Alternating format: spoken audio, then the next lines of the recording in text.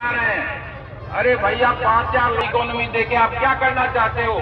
95% या 99% लोग कहाँ जाएंगे? उनके बारे में आपने क्या सोचा है? इसका कोई जवाब इनके पास नहीं है। दोस्तों ये नौकरी के नाम पे हमको जो है 75,000 वैकेंसी का मेला लगा रहे हैं। यहाँ जो युवा जो रोजगार के लिए घूम रहे हैं और अग्निवीर जैसी जो नौकरी ला रहे हैं, 4 साल में युवा वापस आ जाएगा और बेरोजगार होके घूमेगा। उसको न तो कोई बेटी देगा, न कोई रोजगार देगा, न कोई सम्मान देगा। इस तरह की हमको नौकरी दे रहे हैं। तो हम लोग को सजग होना है। और किसान आंदोलन को मैं सम्मान करता हूँ, सलाम करता हूँ। राजाराम जी के साथ राजस्थान से महासचिव मैं भी जुड़ा हुआ था। तो टीके साहब के नेतृत्व में एकमात्र दुनिया भर का ऐसा आंदोलन हुआ जिसने इस निरंकुश सरकार के घुटने टिका दिए और इनको झट मार के 3 कानून वापस लेने पड़े। लेकिन दोस्तों अभी भी एमएसपी जो आंदोलन की आत्मा थी वो अभी उसकी पूर्ति बिल्कुल नहीं हुई है। तो एमएसपी मिलना बहुत जरूरी है और हमको उसके लिए काम करना पड़ेगा। और एक बार वैसा ही आंदोलन टीके साहब के नेतृत्व में, चौधरी साहब के नेतृत्व में और हम हमारे मलिक साहब के नेतृत्व में करना पड़ेगा। और मुझे आप सबका जोश देख के पूरा विश्वास हो रहा है कि देश का भविष्य किसानों के हाथ में सुरक्षित है। और किसानों को न इनकम टैक्स का डर है, न ईडी का डर है, न और किसी एजेंसी का डर है। क्या बिगाड़ लेंगे?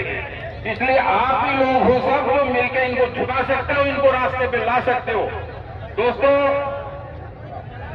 ईआरसीपी राजस्थान का बहुत बड़ा मुद्दा है।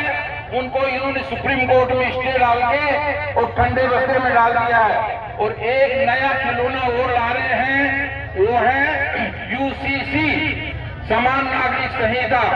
उसके बहाने आपके सब अधिकार छीनने जा रहे हैं। इसलिए आप सचेत हो जाइए। समय कम में बोलने के लिए मेरे पास बहुत कुछ है, बहुत आंकड़े हैं, लेकिन बहुत लोग और बैठे हैं। मैं सिर्फ इतना कहूंगा कि आज संकल्प लेके जाए, अपने वोट को बेचेंगे नहीं, मिसगाइड नहीं होंगे, सोच समझ के वोट करेंगे और धर्मनिरपेक्ष आपको वो मजबूत बनाएंगे और गुंडे, लफंगे, लूचे, भ्रष्ट लोगों को वोट नहीं देंगे। जय हिंद, जय भारत। धन्यवाद जी, बहुत बहुत धन्यवाद। वक्ताओं से निवेदन, फिर से हाथ जोड़ के निवेदन कर रहा हूँ, आप सभी लोग बहुत गुणीजन लोग हैं, हम सब आपको सुनना चाहते हैं, इसीलिए ये रखा है। पर आपसे निवेदन है, समय की बड़ी समस्या है तो समय का ध्यान रखिए। जो चीजें रिपीट हो चुकी है उनको वापस रिपीट मत करिए। साथ ही गुजारिश है, भील प्रदेश मुक्ति मोर्चा के संयोजक मांगीलाल जी नीनामा जी कहीं पे है तो वो मंच पे पहुंचे। इसी कड़ी में मैं इस कार्यक्रम को आगे बढ़ाते हुए माननीय हाजी मंजूर साहब को आमंत्रित करता हूं कि वो आए और अपने विचार रखें। वक्ताओं से निवेदन है, समय का विशेष ध्यान रखें। हमारे पास बहुत वक्ता है और हमारे राष्ट्रीय लीडरशिप भी है। सरदार मनोज सिंह जी दोहर हमारे बीच पधार चुके हैं, उनका भी हार्दिक स्वागत करते हैं।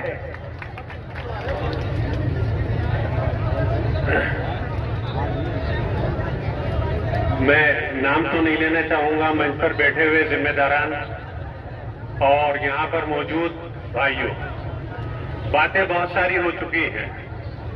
मैं आपको मुबारकबाद पेश करता हूं कि मणिपुर के अंदर जो हिंसा हो रही थी और पूरी दुनिया के अंदर जो हमारे देश की छवि बिगड़ रही थी, उसकी तरफ से ध्यान हटाने के लिए आपके मेवात के नूह के अंदर दंगा कराया गया और मणिपुर को पीछे डाल दिया गया। मणिपुर के अंदर जो हुआ वो आपके सामने है। उसके बाद नूह के अंदर जो हुआ, वहां उसके जरिए से इलेक्शन आने तक इन्होंने एक मंसूबा बनाया था कि नफरत की फिजा पैदा करके, लोगों को लड़ा करके और हिंदू मुस्लिम का माहौल पैदा करके हम इस मुल्क के अंदर दोबारा जो है इख्तिदार के ऊपर काबिल हो जाएंगे। लेकिन मैं मुबारकबाद देता हूं हरियाणा के उन तमाम 36 कौमों को जिन्होंने आगे बढ़कर के उनके इस मंसूबे को नाकाम कर दिया।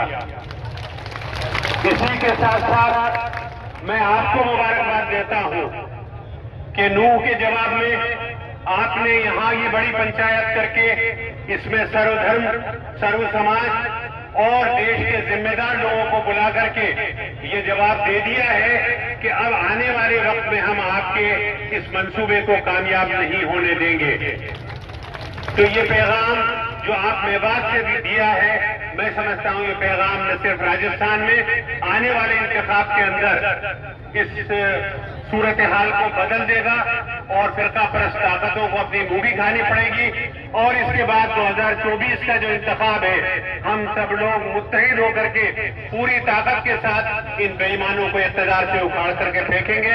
इसके साथ ही मैं चूंकि मेरे बहुत सारे वक्ता हैं, मैं ज्यादा वक्त नहीं लूंगा, मुझे यहाँ पर बोलने का मौका दिया, इसके लिए बहुत बहुत शुक्रिया। जी बहुत बहुत शुक्रिया। साथियों, एक तात्कालिक समस्या जो इस देश में बहुत सालों से जो मांग है जातिगत जनगणना, उसको लेकर पूरे देश में पदयात्रा निकाल रहे हैं हमारे साथी गौ संघर्षवान है उत्तर प्रदेश के मैनपुरी से भाई अनूप सिंह विद्रोही को मैं आमंत्रित करता हूं कि वो भी आए और अपने विचार रखें। वक्ताओं से निवेदन है समय का ध्यान रखें।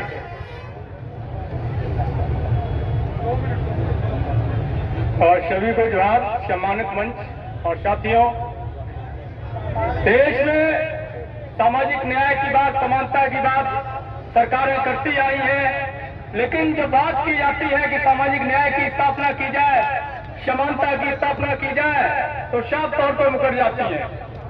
जाति जनगणना की मांग को लेकर के लगातार आवाज उठती आई है। हालिया में उत्तर प्रदेश की सरकार भी इससे मुकरी है और केंद्र की सरकार भी इससे मुकर गई है। ये लड़ाई जो है समता और समानता की है। देश के अंदर ब्राह्मणवाद और फाशीवाद, ब्राह्मणवाद और पूंजीवाद के गठजोड़ की जो फाशीवादी ताकतें हैं, वो नहीं चाहते हैं कि किसानों को, कमेरों को, पिछड़ों को, दलितों को, आदिवासियों को, वंचितों को उनका हक मिले, उनके अधिकार मिले। वो नहीं चाहते हैं कि आपके बच्चे पढ़े लिखे